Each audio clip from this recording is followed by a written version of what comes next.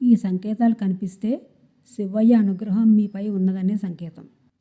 సనాతన ధర్మం విశ్వాసం ప్రకారం ఎవరిపైనైనా సరే లైకారుడైన శివుని ఆశీస్సులు ఉన్నప్పుడు అతను జీవితంలో కొన్ని శుభ సంకేతాలు పొందడం ప్రారంభిస్తాడు. సృష్టి లైకారుడైన శివయ్యను బోళాశంకరుడు అని అంటారు. కేవలం జలంతో అభిషేకం చేసినా పొంగిపోయి కోరిన వరాలు ఇచ్చే దైవం.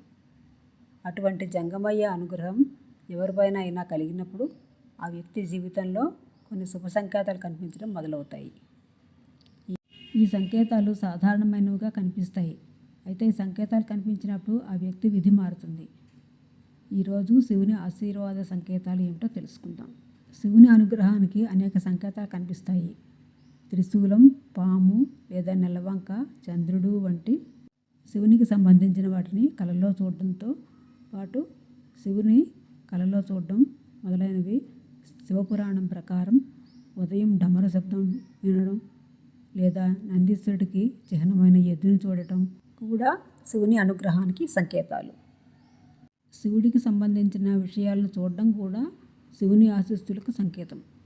మీరు కలలో త్రిశూలం, పాము, అర్ధచంద్రుడు లేదా విభూతి వంటి వాటిని చూడడం ప్రారంభిస్తే శివుని ఆశీస్సులు మీపై ఉన్నాయని, బోళాశంకరుడు మీతో ఉన్నారని అర్థం చేసుకోండి.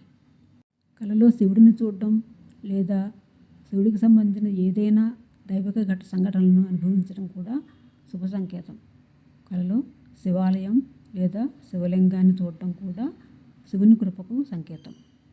శివపురాణం ప్రకారం ఒక వ్యక్తి తన మనస్సులో డమరుక శబ్దాన్ని వింటే అది శివుని కృపకు సంకేతం. ఉదయం నిద్రలేవగానే డమరుక శబ్దాన్ని వినడం కూడా శివుని కృపకు సంకేతం. హిందూ మత విశ్వాసాల ప్రకారం దారిలో నందీశ్వరుడిని దర్శించుకోవడం కూడా శివుడు ప్రసన్నుడయ్యాడని సంకేతంగా పరిగణించబడుతుంది. మీరు ఇంటి నుంచి బయటకు వెళ్ళిన వెంటనే నందీశ్వరుడు అంటే ఎద్దును చూస్తే శివయ్య అనుగ్రహం మీపై ఉన్నాడని, శివుడు మీతో ఉన్నాడని అర్థం చేసుకోండి. ఈ వీడియో నచ్చినట్టయితే లైక్ చేయండి, సబ్స్క్రైబ్ చేయండి, షేర్ చేయండి, కామెంట్ చేయండి.